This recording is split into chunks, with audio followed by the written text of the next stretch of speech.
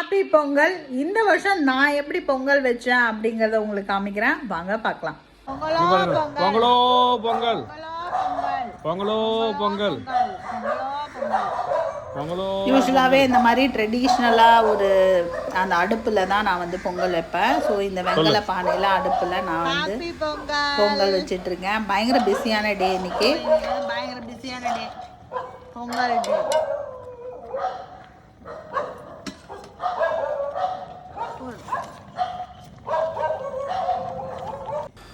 Almost இந்த அரிசி பருப்பெல்லாம் வெந்ததுக்கப்புறம் ஒரு 1/2 லிட்டர் பால் ஊற்றினேன் நான் இந்த பொங்கலுக்கு.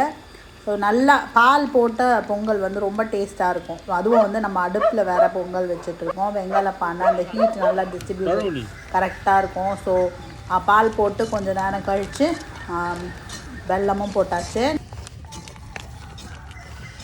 கலரி ஏன் விட்டுட்டே இருக்கேன்னா, அந்த வெங்கல பானை வந்து டக்குன்னு அந்த ஹீட்டு நல்லா இருக்கிறதுனால டக்குன்னு வந்து அடி பிடிக்கிறதுக்கு சான்ஸ் இருக்குது. அதனால் இந்த கலரி விட்டுட்டே இருக்கணும். யார் எனக்கு ஹெல்ப் பண்ணுறா அப்படின்னு பார்த்தீங்கன்னா என்னோடய ஹஸ்பண்ட் தான். ஹஸ்பண்ட் சப்போர்ட் இல்லாமல் இந்த பொங்கலை நான் கண்டிப்பாக வச்சுருக்க முடியாது, அதுவும் அடுப்பில்.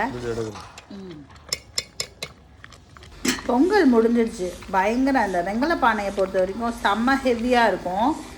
அவ்வளோதான். இப்போ தாளிக்கிற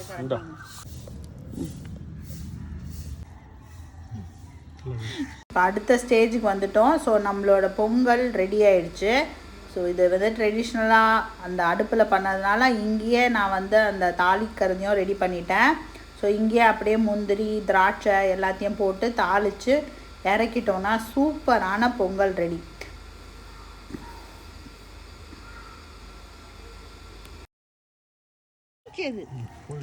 போடு கரண்ட் கொஞ்சம் போடு.